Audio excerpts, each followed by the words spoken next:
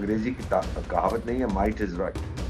जिसके पास जिसकी लाठी उसी की भैंस। तो 4 स्टेजेस होते हैं, नॉर्मली हम इसको ग्रेजुअल एस्केलेशन कहते हैं। तो अभी मैं 3rd स्टेज पे हूँ, लेकिन ये गधा समझ नहीं पा रहा है। अगर मैंने उसको पानी नहीं दिया और अपना पूरा पानी अपने पास रखा, प्यास से मर जाएगा ये गधा।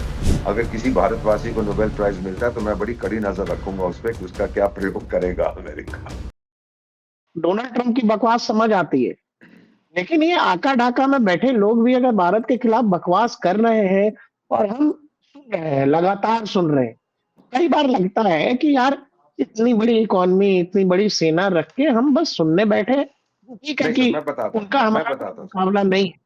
नहीं सर, मैं आपको बता देता हूँ, इसमें 4 स्टेजेस होते हैं, नॉर्मली हम इसको ग्रेजुअल एस्केलेशन कहते हैं। पहले डिप्लोमेटिक प्रेशर, उनके राजदूत को बुला के उसको 2-4 झापड़ मारे, उसने हमारे राजदूत के साथ कोई बदतमीजी की होगी।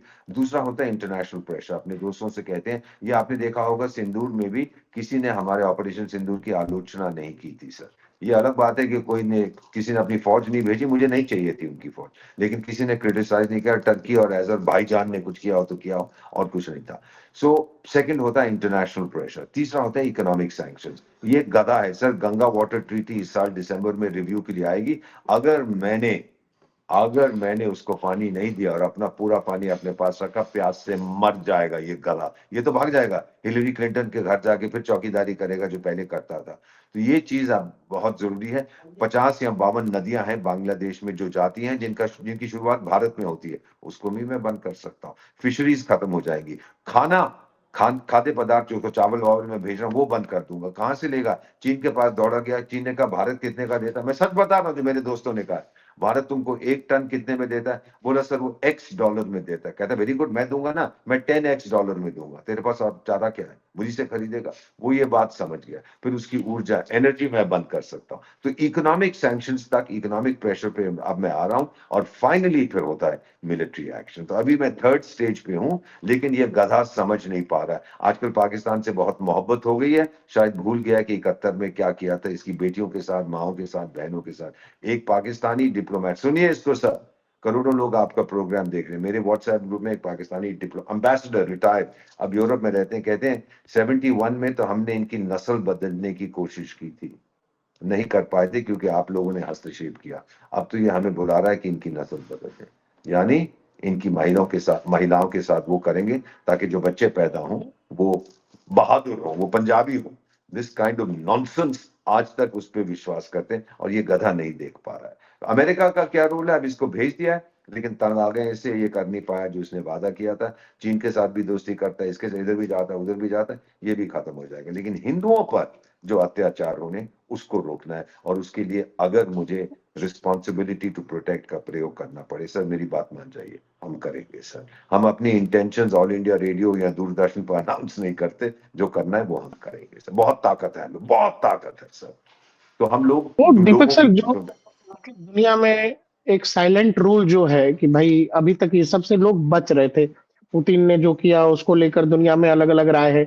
अब अमेरिका, जो जिसके प्रेसिडेंट को नोबेल पीस प्राइज चाहिए, वो जब ऑलरेडी किसी देश में इस तरीके से घुसता है, तो फिर रूस क्या समझेगा, फिर चीन ताइवान को लेकर क्या समझेगा, या भारत के लिए क्या पीओके के रास्ते वेनेजुएला में खुल गए। नहीं सर, नहीं सर, ये तो सिर्फ उसने जो किया है, देखिए आपने कहा है ना चीन और ताइवान, चीन कुछ नहीं करेगा। चीन के आपने ये देखा होगा कि जो वेनेजुएला में बहुत लंबे लंबे भाषण देता है, बड़ा खराब है, नहीं होना चाहिए, रूस भी वो कर रहा है। यह किसी का रास्ता नहीं खुला, ये प्रेसिडेंट नहीं है। जहां तक रूस की बात है, मैं आपको बता देता हूं सर, समझौता हो गया है। टाइगर, तू वेनेजुएला को खा जा, तू लैटिन अमेरिका में जो करना है कर, यूक्रेन को मैं खा जाऊंगा सर। आधी से ज्यादा जो कोल जो है यूक्रेन में, वो रूस के कब्जे में है।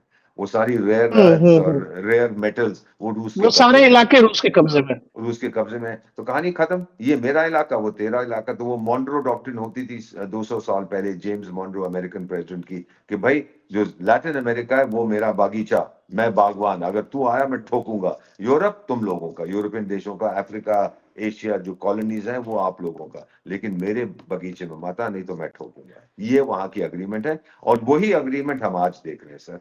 यूक्रेन का जंग जो है इफेक्टिवली खत्म हो चुका है। थोड़ा दिखाने के लिए। और यूरोप तो बड़ी बड़ी बातें करता है ना, मैं ये करूंगा वो करूंगा। अरे तेरे पास क्या दम है रूस से पंगा लेने का? कुछ नहीं है ताकत आपकी, बोलते जाओ। अगर अमेरिका नेटो से बाहर निकल गया, नेटो अगले दिन सो जाएगा।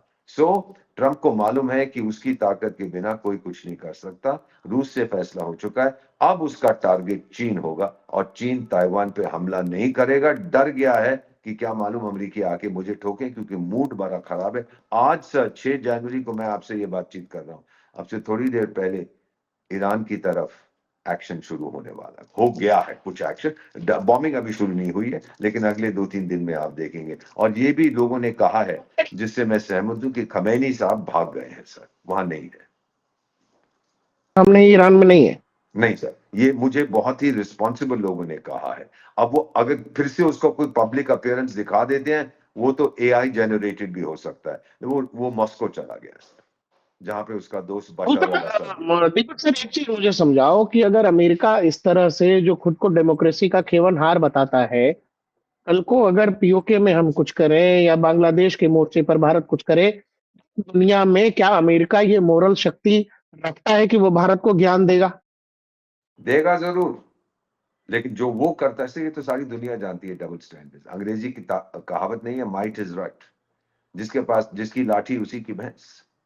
तो वो तो करेगा, वो जो कर रहा है वो सब सही है, क्योंकि उसने टेररिस्ट को पकड़ा है। मैं कुछ करूं वो गलत है, आपको ये करना चाहिए वो करना चाहिए। तो सब लोग जानते हैं कि दोगलापन अमेरिका का। लेकिन किसमें शक्ति है, किसमें ताकत है कि उससे पंगा ले? मल्टीपोलर वर्ल्ड की बात होती है ना सर, एक खंबा तो अमेरिका है, दूसरा कौन सा खंबा है सर? कौन सा पोल है? बातें बड़ी बड़ी करते हैं हमारे जो सो कॉल्ड एक्सपर्ट्स हैं। मुझे बताओ कौन सा पोल है सर? किसके पास जाएगा वेनेजुएला वाला कहने कि मुझे बचाओ? रूस के पास, चीन के पास, यूरोप के पास? कौन बचाएगा उसको? वो गया सर, बहुत दिनों के बाद। मार्च में उसकी नेक्स्ट हियरिंग है, 17 मार्च को के आसपास, तो वो खत्म होगी कहानी। वो जाएगा, बहुत ठाकुर तू तो गयो, बहुत देर के लिए जाएगा। अब सही है गलत है आप बात करते रहो। ये जो मैं ये कह रहा था कि क्या इंडियन थिंक टैंक जो है, जो भारत के की टॉप लीडरशिप है, जो भारत की ब्यूरोक्रेसी है, वो अमेरिका को देखकर ये तो सोच रही होगी ना कि कल को अगर भारत कहीं कुछ फिर एक्शन लेता है, तो फिर अमेरिकी मोरल ग्राउंड्स खो चुके हैं जो उन्होंने वेनेजुएला अमेरिका में कुछ नहीं किया है। करेगा, अमेरिका इंटरफियर नहीं करेगा, हस्तक्षेप नहीं करेगा। अमेरिका डायरेक्ट अटैक भारत पे नहीं कर सकता जो वेनेजुएला में किया है। इसीलिए वो हमारे अपने अंदरूनी जो दुश्मन है उनका प्रयोग करेगा। भारत को अंदर से डिस्टेबलाइज करने की कोशिश करेगा, बाहर से नहीं आएगा। वो तो हम ठोक देंगे लंबे उसको समय से मुकाबले हो में। रही है, ऑलरेडी वो तो हो ही रही है सर, लंबे समय से कोशिश तो चल ही रही है। This is exactly what I am saying sir. तो हमें आपके चैनल के माध्यम से, मैं जितने करोड़ लोग आपका प्रोग्राम देख रहे हैं, हाथ जोड़ के विनती करता हूं कि राष्ट्रवादी बनो, इसको सक्सेसफुल ना होने दो। क्योंकि एक तो है कि सत्ता परिवर्तन हो जाएगा, सत्ता पलट जाएगी, लेकिन उसके बाद भारत का जो नुकसान होगा, आर्थिक नुकसान, वो बड़ा तगड़ा है। और यूरोप भी, भले ही वो यूरोपियन कमीशन की प्रेसिडेंट और यूरोपियन काउंसिल के प्रेसिडेंट भी आ रहे हैं 26 जनवरी को, लेकिन यूरोप भी जलता है सर भारत की तरक्की को देखकर। हमें उसे बचाना है। सो मेरा मानना है कि अमेरिका, अगर हम गए, कुछ किया हमने वहां पर, अमेरिका शोर मचाएगा पर करेगा क्या? लेना देना है उसका बांग्लादेश है, वो तो मुसलमान देश है। वो तो नफरत करते हैं अमरीकी मागा वाले, तो लोग इस्लाम से नफरत करते हैं। उसको क्या फर्क पड़ता है? हम जाके ठोक दे उनको, बोलेगा अच्छा ठोक दिया, चलो कोई बात नहीं, अगली बार मत करना। So these are the things that the reality दुनिया की बहुत कठोर है सर। और वो कहते हैं ना, मॉरल अथॉरिटी अमेरिका की, क्या मॉरल अथॉरिटी सर किसके पास है? दिल के खुश रखने को गालिब, ये ख्याल अच्छा है। अच्छा दीपक सर, कह रहे हैं वेनेजुएला में जो तेल भंडार है इतना है जितनी बड़ी चीनी इकोनॉमी है। हम्म। चीन की इकोनॉमी 19 ट्रिलियन डॉलर की वो करे, वो कह रहे हैं कि जी 17 ट्रिलियन डॉलर का ऑयल है। अगर वेनेजुएला में वो सब हो गया जो अमेरिका चाह रहा है, तो चीन के लिए तो बड़ी मुश्किल है। चीन फिर कैसे सुपर पावर बनेगा? सर ये वैल्यूज जो है ना, कि इतने ट्रिलियन उतने ट्रिलियन, ये तो तेल की कीमत पे, कल $10 बैरल हो जाए तो एकदम से कीमत गिर जाएगी। This depends on the market price of oil. तो आज के लिए वो कर रहे हैं, लेकिन मेरा मानना है कि वो पूरी दुनिया के ऑयल रिसोर्सेज को कंट्रोल करेगा। क्या है, क्योंकि जो अमेरिकन कंपनीज वहां काम कर रही थी, वेनेजुएला ने उनको पैसे नहीं दिए, उसको सिस्टम से एक्सक्लूड कर दिया ना, स्विफ्ट से। तो पहले तो वो उनको तेल चाहिए, उनको ध्यान रखना है। और फिर अब बड़ी अमेरिकन कंपनी वहां जा रही है, वो सब कुछ कंट्रोल करेगी, तेल बेचेगा। और तेल से वो अमेरिकन कम बेच के जो अमेरिकन कंपनीज वहां पर हैं उनका डेट पहले चुकाया जाएगा और फिर अपने आप ही इसकी कंपनियां प्रॉफिट करेंगी। ये नई डील करेंगे। जो वाइस प्रेसिडेंट महिला बनी है, एक्टिंग प्रेसिडेंट, वो भी बीच में बोल रही है कि मैं तो पूरी अमेरिका को ये नहीं करना चाहिए, वो नहीं करना चाहिए। तो कोई नोबेल लॉरिएट भी है इनकी महिला, जिसको नोबेल पुरस्कार मिला था, जैसे इस बेवकूफ हाँ, उसको तो डिस्कार्ड कर दिया ना ट्रम्प ने, बोला कि वो अच्छी महिला नहीं है, उसके देश में वो उसको लोग वापस आएगी सम्मान नहीं सर, करते। वो वापस आएगी सर, उसी को पकड़ के लाएंगे। अगर किसी भारतवासी को नोबेल प्राइज मिलता है तो मैं बड़ी कड़ी नजर रखूंगा उस पर कि उसका क्या प्रयोग करेगा अमेरिका। वो वापस आएगी सर, आप देखिए सर, मैं तो रहा हूं वहां पर, मैं तो जानता हूं उस इलाके को। ये जो भारत का स्टांस रहा है वेनेजुएला मामले पर, जो भारत का कहना है इस पूरे मामले पर, इसको लेकर आपकी क्या राय है? मेरी ये राय है, हमने बहुत सही जवाब, हमने किसी का नाम नहीं लिया, हमने कहा शांति चाहते हैं, नहीं तो अमेरिका से पंगा लेने का क्या फायदा है सर? नुकसान तो मेरा होगा ना सर, बहुत नुकसान होगा। इसीलिए हमने उसकी आलोचना की है ना, कि हमने कहा भाई शांति होनी चाहिए। यूक्रेन रूस के साथ भी हमने वही कहा था। अब इसने ट्वीट भी किया ट्रंप ने कि मोदी साहब को चाहिए मुझे खुश करें। क्यों भाई, तू कौन होता है? दुनिया का तू शहंशाह है, सोचता है कि मैं हूं। लेकिन हम इन चीजों को इग्नोर करते हैं ना, हर जो की चीज वो लिखता है उसका जवाब नहीं देंगे। वो ये भी जानता है सर, उसके लोग भी ये जानते हैं, और मैंने कई अमेरिकन कंपनीज के मालिक जो लोग हैं, सीईओज हैं, एमडीज हैं, कहते हैं कि देखिए चीन का मार्केट हमारे लिए खत्म है, यूरोप के पास पैसा नहीं है, एक आप ही तो बचे हैं, आपको हम नाराज नहीं करेंगे। It's the market, it's the economy. मेरे मित्र बिल्लू तो ये भाई तो क्लिंटन, ट्रम्प लगातार, जैसा सर, आप कह रहे थे कि भाई मुझे खुश करना चाहता, मुझे खुश करना चाहता, इस पर भारत को जवाब नहीं देना चाहिए, या नहीं, अलग तरीके से ये हमें ट्रेड डील में देखने को मिलेगा? हमने हमने पोलाइटली जो कहना था कि भाई शांति होनी चाहिए। बाकी मेरे ऊपर जो आरोप लगा रहे कि नरेंद्र मोदी मुझे खुश करे, ठीक है, कह रहा है तो कहने दो, वो उसकी फ्रीडम ऑफ स्पीच है, जो मर्जी करे। कल को कह दिया नरेंद्र मोदी को सफेद रंग के कपड़े पहनने चाहिए या पीले रंग के, कहने दो, मेरा क्या जाता है। I don't respond to the, बड़े मच्योर डेमोक्रेसी है। आपकी फॉरेन पॉलिसी नंबर 1 है सर।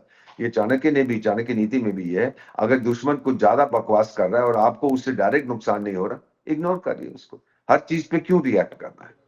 बहुत शुक्रिया दीपक सर, बहुत शुक्रिया शानदार, थैंक आपका। यू। और एक फाइनली चीज से जाते हुए कह देता हूं सर, ईरान पे जो अब हमला होने वाला है कुछ ही दिनों में, और उसके बाद कोलंबिया पे देखेंगे, ग्रीनलैंड में भी देखेंगे, तो एक भारतीय, वो बॉलीवुड का मेरा फेवरेट गाना, अभी तो पार्टी शुरू हुई है। अभी आप देखते चाहिए क्या होता है। जो लोग समस्या में, उनके लिए पार्टी नहीं है, लेकिन तमाशा है सर जो हम देख रहे हैं सर। आपको बहुत बहुत धन्यवाद sir, thank you, thank you, thank you. Thank you.